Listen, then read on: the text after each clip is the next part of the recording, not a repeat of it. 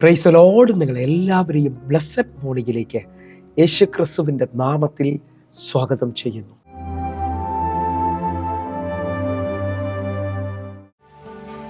യേശുവിൻ കൂടെയുള്ള യാത്ര ആനന്ദമേ, ആ മാർവോട് ചേർന്നിരുന്നാൽ ഭയമില്ലയേ.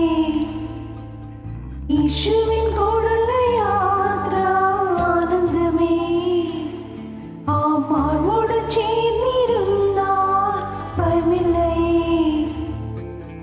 അൻപീറുന്ന കൈകളാൽ അത്ഭുതമായി നടത്തിടും മാധുര്യമേറും മൊഴികളാൽ തൻ സ്നേഹം എന്നോട് പങ്കുവയ്ക്കും.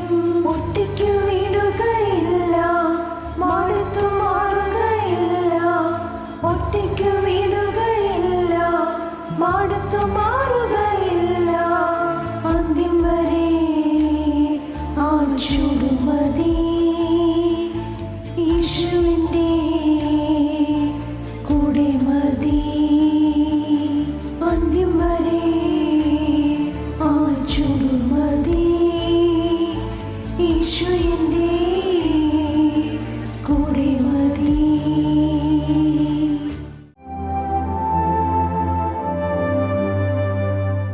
പ്രിയരെ, അനുഗ്രഹിക്കപ്പെട്ട ഒരു പ്രഭാതം കൂടെ നമ്മുടെ ജീവിതത്തിൽ അനുവദിച്ചു തന്ന വലിയവനായ ദൈവത്തെ നമുക്ക് ഒരുമിച്ച് ചേർന്ന് നന്ദി പറയാം. എത്ര പേർ പറയും, ഞാൻ നിന്നതല്ല, എൻ്റെ ദൈവം എന്നെ നിർത്തിയതാണ്? ഒന്നുകൂടെ പറഞ്ഞു കഴിഞ്ഞാൽ 2025 ഓഗസ്റ്റ് മാസം 30 വരെയും എന്നെയും എൻ്റെ കുടുംബത്തെയും കണ്ണിലെ കൃഷ്ണമണി പോലെ സൂക്ഷിക്കുകയും വിടുവിക്കുകയും ചെയ്ത വലിയവനായ ദൈവത്തിന് നന്ദി പറഞ്ഞുകൊണ്ട് ഈ പ്രഭാത ചിന്തയിലേക്ക് നമുക്ക് ഒരുമിച്ച് അടുത്തു വരാം.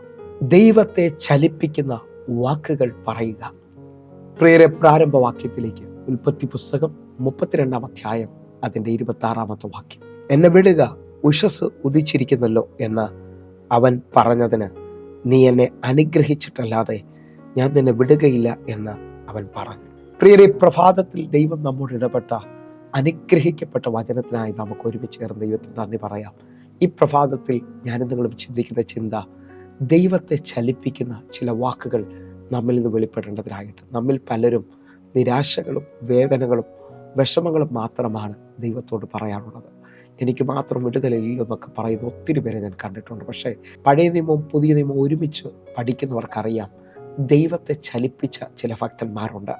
ദൈവം ചിലവർക്ക് വേണ്ടി വേഗത്തിൽ ചിലത് ചെയ്തതായി നമുക്ക് കാണാൻ കഴിയുന്നുണ്ട്. ആ നിലയിൽ ഒരു ചിന്തയാണ് ഇന്ന് നിങ്ങളുമായി ഞാൻ പങ്കുവയ്ക്കുന്നത്. ശ്രദ്ധിക്കാൻ പറ്റുമെങ്കിൽ ഉൽപ്പത്തി പുസ്തകത്തിൽ ഞാനും നിങ്ങൾ വായിച്ച പശ്ചാത്തലം എല്ലാവർക്കും അറിയാവുന്നതാണ്. പഴയ നിയമത്തിലെ ഭക്തനായ യാക്കോബ് ജീവിതത്തിനകത്ത് എങ്ങും എത്താതെ നിൽക്കുമ്പോൾ ഒരു തീരുമാനത്തോടെ തൻ്റെ കുടുംബത്തെ മുഴുവൻ അക്കരയാക്കിയിട്ട് താൻ യാബോക്ക് കടവിൽ തനിയെ ശേഷിക്കുന്ന ഭാഗമാണ്. അതില്ല, ആ തനിയെ ശേഷിക്കുന്ന ഭാഗം നമ്മളൊന്ന് വായിക്കാൻ ആഗ്രഹിക്കുകയാണ്. ഉൽപ്പത്തി പുസ്തകം 32 അധ്യായം അതിൻ്റെ 23 വാക്യം. അങ്ങനെ അവൻ അവരെ കൂട്ടി ആറ്റിനക്കര കടത്തി, തനിക്കുള്ളതൊക്കെയും അക്കര കടത്തിയ ശേഷം യാക്കോബ് തനിയെ ശേഷിച്ചു. നിങ്ങൾ ശ്രദ്ധിച്ച്, ഇത് തീരുമാനത്തോടുള്ള പ്രാർത്ഥനയാണ്. ഞാൻ ആരംഭത്തിൽ തന്നെ ചിലവരെ നോക്കി വിളിച്ചു പറയുന്നു, നിങ്ങൾ തീരുമാനത്തോടെ ദൈവസന്നിധിയിലേക്ക് വന്നാൽ ആ സമയം മുതൽ എൻ്റെ ദൈവം നിങ്ങളെ ശ്രദ്ധിക്കാൻ തുടങ്ങും. ദൈവം നിങ്ങൾക്ക് വേണ്ടി ചലിക്കുന്നത് കാണാൻ കഴിയും. ഇതാ, യാക്കോബ് തനിക്കുള്ളതെല്ലാം അക്കര കയറ്റിയ ശേഷം യാബോക്ക് കടവിൽ തനിയെ ശേഷിച്ചു. ആ തനിയെ ശേഷിക്കുന്ന ആ സമയത്ത് തന്നെ ദൂതൻ അവിടേക്ക് ഇറങ്ങി വരുന്നതായി കാണുന്നു.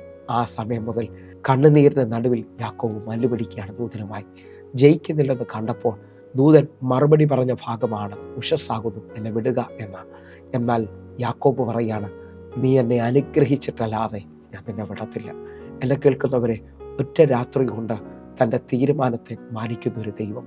നിങ്ങൾ വിശ്വസിക്കുന്നവരാണെങ്കിൽ വർഷങ്ങളായി നിങ്ങൾ ചുമക്കുന്ന കടഭാരം, വേദനകൾ, ശാപത്തിൻ്റെ കെട്ടുകൾ, നിങ്ങൾ തീരുമാനത്തോടെ ദൈവസന്നിധിയിൽ നിൽക്കാമെങ്കിൽ ആൾ മാറിവരെ പോലെ നിങ്ങൾ പുറത്തു വരാൻ പോവുകയാണ്.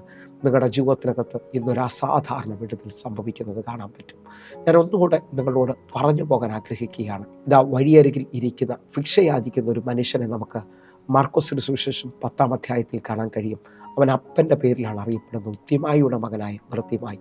അവൻ ആ വഴിയരികിൽ ഇരിക്കുമ്പോൾ യേശു കർത്താവ് കടന്നു പോവുകയാണ്. യേശു കർത്താവ് വലിയൊരു പുരുഷാരവും തൻ്റെ കൂടെ പോകുമ്പോൾ താൻ അന്നുവരെയും കേൾക്കാത്ത ഒരു ആരവം കേൾക്കുന്നു. അവൻ ചോദിച്ചു ഉച്ചത്തിൽ, ഈ കടന്നു പോകുന്നത് ആരാണ്? അവിടെ നിൽക്കുന്ന പുരുഷാരം പറഞ്ഞു, നസറേയനായ യേശുവാണ് ഈ കടന്നു പോകുന്നത്. എന്നെ കേൾക്കുന്നവരെ, അവൻ നസറേയനായ യേശുവെ അല്ല വിളിച്ചത്.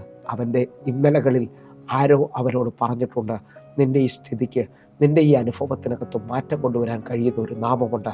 അത് ദാവീദിൻ്റെ പുത്രനാണ്. അവൻ വിളിച്ചു പറഞ്ഞു, ദാവീദിൻ്റെ പുത്രാ, എന്നോട് കരുണ തോന്നണമേ.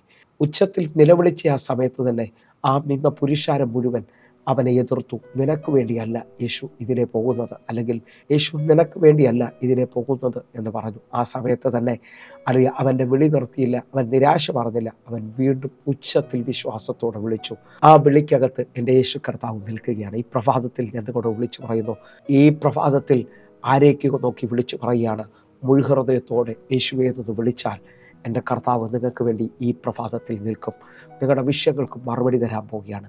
അവൻ ഉച്ചത്തിൽ നിലവിളിച്ചതോടെ യേശു കർത്താവ് നിന്നുകൊണ്ട് അവനെ വിളിപ്പിൻ എന്ന് പറയുകയാണ്. ഞാൻ ആത്മാവിൽ വിളിച്ചു പറയാം, നിങ്ങളുടെ പ്രാർത്ഥനാ മുറിയിൽ അളവില്ലാതെ അല്ലെങ്കിൽ നിലയില്ലാതെ യേശുവേ എന്ന് വിളിച്ചാൽ എൻ്റെ കർത്താവ് നിങ്ങൾക്ക് വേണ്ടി ഒരു മറുപടി പറയാൻ പോവുകയാണ്. അടുത്തൊരു ഭാഗം നിങ്ങൾ ശ്രദ്ധിച്ചു നോക്കണം. ദാവീദിൻ്റെ ഒരു രഹസ്യമാണ്. ദാവീദ് ഒത്തിരി മേഖലയിൽ ദൈവത്തെ വിളിച്ചിറക്കിയ ആളാണ്.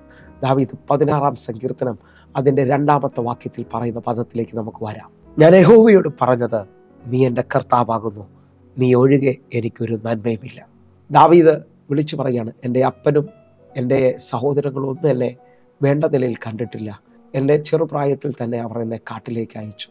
പക്ഷെ ഞാൻ യഹോവയോട് പറയാണ്, നീ എൻ്റെ കർത്താവാണ്, നീ എൻ്റെ രക്ഷിതാവാണ്, നീ ഒഴികെ എനിക്ക് ഈ ഭൂമിയിൽ വേറൊരു നന്മയുമില്ല.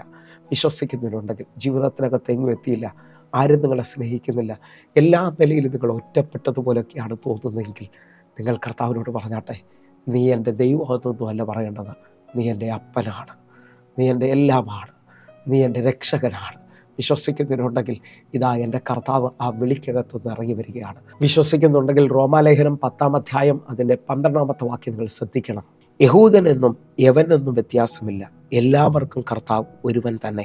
അവൻ തന്നെ വിളിച്ചപേക്ഷിക്കുന്ന എല്ലാവർക്കും നൽകുവാൻ തക്കവണ്ണം സമ്പന്നനാകുന്നു. നിങ്ങൾ വിശ്വസിക്കുന്നവരാണെങ്കിൽ ഈ വാക്യത്തെ ഏറ്റെടുക്കണം. യഹൂദനെന്നോ യവനെന്നോ വ്യത്യാസമില്ല, കർത്താവ് ഒരുവൻ തന്നെയാണ്. വിളിച്ചപേക്ഷിക്കുന്ന എല്ലാവർക്കും നൽകുവാൻ തക്കവണ്ണം എൻ്റെ ദൈവം സമ്പന്നനാണ്. നിങ്ങൾ കടഭാരത്തിൽ ഭാരപ്പെടുന്നവരാണോ? മുമ്പോട്ട് പോകാൻ പറ്റാതെ നിൽക്കുന്നവരാണോ? നിങ്ങൾ കർത്താവിനോട് പറഞ്ഞാട്ടെ, നീ എൻ്റെ എല്ലാമാണ്, നീ എൻ്റെ അപ്പനാണ്, നീ ഒഴികെ എനിക്ക് വേറെ ഒന്നും ഈ ഭൂമിയിലില്ല. കർത്താവ് നിങ്ങളെ കരം പിടിച്ച് നടത്തുന്നത് കാണാൻ പറ്റും. കാരണം ജാതീയ മാർഗത്തിൽ നിന്ന് കയറി വന്ന ഓരോ ദൈവമക്കളും വിളിച്ചു പറയാണ്, അങ്ങൻ്റെ പിതാവാണ്, അങ്ങൻ്റെ അപ്പനാണ്. നിങ്ങൾ വിശ്വസിക്കാൻ പറ്റുമെങ്കിൽ അനേക ദൈവങ്ങളുടെ നടുവിൽ ഒരു ദൈവത്തെ അല്ല നിങ്ങൾ വിളിക്കുന്നത്. ഞാനും നിങ്ങളും വിളിക്കുന്നത് ദൈവങ്ങളുടെ മുകളിൽ നിൽക്കുന്നവരെയാണ്. രാജാതി രാജാവ്, കർത്താതി കർത്താവ്, ദ ലോർഡ് ഓഫ് ലോർഡ്. വിശ്വസിക്കുന്നവരുണ്ടെങ്കിൽ അവനെ വിളിക്കുകയാണ് ഒരു വ്യത്യാസമില്ലാത്ത നിലയിൽ. ഇന്ന് ഈ പ്രഭാതത്തിൽ ഞാൻ കൊണ്ട് വിളിച്ചു പറയട്ടെ, നമുക്ക് ദൈവമേ എന്ന് വിളിക്കുന്നതിനേക്കാൾ വലിയ പദവിയാണ് കിട്ടിയിരിക്കുന്നത്. അപ്പാ എന്ന് വിളിക്കാൻ. അപ്പാ എന്ന് വിളിച്ചുകൊണ്ട് ആഴമായി ഒന്ന് വിളിക്കാൻ പറ്റുമെങ്കിൽ നിൻ്റെ സങ്കടങ്ങളെ, നിൻ്റെ കണ്ണുനീരിനെ മാറ്റാൻ ദൈവത്തിന് കഴിയും. ഒന്നുകൂടെ നിങ്ങൾ ശ്രദ്ധിക്കണം കേട്ടോ.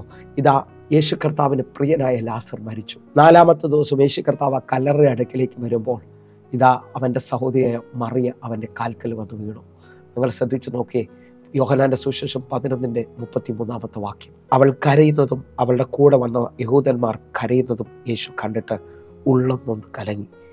34-ാമത്തെ വാക്യം. അവനെ വെച്ചത് എവിടെയെന്ന് ചോദിച്ചു. കർത്താവെ, വന്ന് കാണുക എന്ന് അവർ അവനോട് പറഞ്ഞു. യേശു കണ്ണുനീർ വാർത്തു. ഇതാ തൻ്റെ സഹോദരിയായ, തനിക്ക് പ്രിയമായവൾ കരയുന്നത് കണ്ടപ്പോൾ, അവളുടെ കൂടെ നിൽക്കുന്നവർ കരയുന്നത് കണ്ടപ്പോൾ എൻ്റെ കർത്താവിൻ്റെ ഉള്ളം നൊന്തു എന്നാണ് കാണുന്നത്. അവൻ കണ്ണുനീർ വാർത്തു. ബൈബിളിലെ ഏറ്റവും ചെറിയ വാക്യങ്ങളിലൊന്നാണ് യേശു കണ്ണുനീർ വാർത്തു എന്നുള്ളത്. നിങ്ങൾ വിശ്വസിക്കുന്നവരാണെങ്കിൽ നിങ്ങളുടെ ജീവിതത്തിനകത്ത് ഇപ്പോൾ ഒരു അത്ഭുതം സംഭവിക്കും. നീ കരയുന്നത് കണ്ട് മാറി നിന്ന് ചിരിക്കുന്ന ഒരു ദൈവമല്ല കേട്ടോ. നിൻ്റെ ഉള്ളം കലകുന്നത് കണ്ടാൽ ഓടി നിൻ്റെ അടുക്കൽ വരുന്നവൻ. ഒന്നുകൂടെ ഒന്ന് വിശ്വസിക്കാൻ പറ്റുമെങ്കിൽ ഒറ്റ ഭാഗം കൂടെ ഒന്ന് പറയുക. ഈ യായിറോസ് പള്ളിപ്രമാണിയായിട്ടും വലിയ പുരുഷാരവുമായി കടന്നു വരുന്ന യേശു കർത്താവിൻ്റെ അടുക്കലേക്ക് ആ കാൽക്കൽ വന്ന് വീണിട്ട് വല്ലാതെ അപേക്ഷിച്ചു, എൻ്റെ കൊച്ചുമകൾ അത്യാസനത്തിലിരിക്കുന്നു, അങ്ങ് വന്നൊന്ന് കൈവച്ച് എൻ്റെ മകളെ സൗഖ്യമാക്കണമേ. നിങ്ങൾ വിശ്വസിക്കുന്നവരുണ്ടാവും. ആ കാൽക്കൽ മുറുകെ പിടിച്ച് കണ്ണുനീരോടെ അപേക്ഷിച്ചവൻ്റെ കൂടെ യേശു കർത്താവ് പോകാൻ പോവുകയാണ്. നമുക്കൊരുമിച്ച് ആ വാക്യം കൊണ്ടൊന്ന് വായിച്ച് പ്രാർത്ഥിക്കാം. മർക്കോസിന് സുവിശേഷം 5-ാം അധ്യായം 24-ാമത്തെ വാക്യം. അവൻ അവരോടുകൂടെ പോയി വലിയ പുരുഷാരം പിഞ്ചെന്നു അവൻ എത്തിക്കൊണ്ടിരുന്നു. നിങ്ങൾ വിശ്വസിച്ച്, വലിയ പുരുഷാരമാണ് കൂടെ പോയത്. പക്ഷേ എൻ്റെ കർത്താവ് ആ കാൽക്കൽ വീണവനോട് കൂടെ പോവുകയാണ്. നിങ്ങൾ വിശ്വസിക്കാൻ പറ്റുമെങ്കിൽ ഈ പ്രഭാതത്തിൽ നിങ്ങളുടെ ഭവനത്തിലേക്ക് യേശുവിനെ നിങ്ങൾ വിളിച്ചു കയറ്റാൻ പോകുക. നിങ്ങളുടെ ഭവനം ദുഃഖത്തിലും വിഷമത്തിലും വേദനയിലുമാണെങ്കിൽ ആ ഭവനത്തിൻ്റെ സൈൻ മാറാൻ പോകുക. ഞാൻ ആത്മാവിൽ വിളിച്ചു പറയാം, ഒരു വീട്ടിനകത്ത് ദുഃഖവും രോഗവും പ്രയാസവും കടബാധ്യതകളും ഇനി മുമ്പോട്ടൊരു സാധ്യതയില്ലെന്നൊക്കെ പറഞ്ഞാൽ, യേശു ആ ഭവനത്തിൽ കയറിയാൽ ആ ഭവനത്തിന് രക്ഷ വന്നു എന്നുള്ളതാണ്. എന്ന് പറഞ്ഞാൽ ഭവനത്തിന് സൈൻ തിരിയാൻ പോകുന്നു, വിലാപം നൃത്തമാകുന്നു, നിങ്ങളുടെ വീട്ടിൽ സന്തോഷം വെളിപ്പെട്ട് വരാൻ പോകുന്നു, സമാധാനം വെളിപ്പെട്ട് വരാൻ പോകുന്നു. കർത്താവിനെ വിളിച്ചെഴുന്നേൽപ്പിക്കുന്ന, കർത്താവിനെ പിടിച്ചു കുലുക്കുന്ന ചില പദങ്ങൾ പറഞ്ഞ് ഈ പ്രഭാതത്തിൽ ദൈവപ്രവർത്തിയിലേക്ക് വരാം. നമുക്ക് കണ്ണുകൾ അടയ്ക്കാം, പ്രാർത്ഥിക്കാം.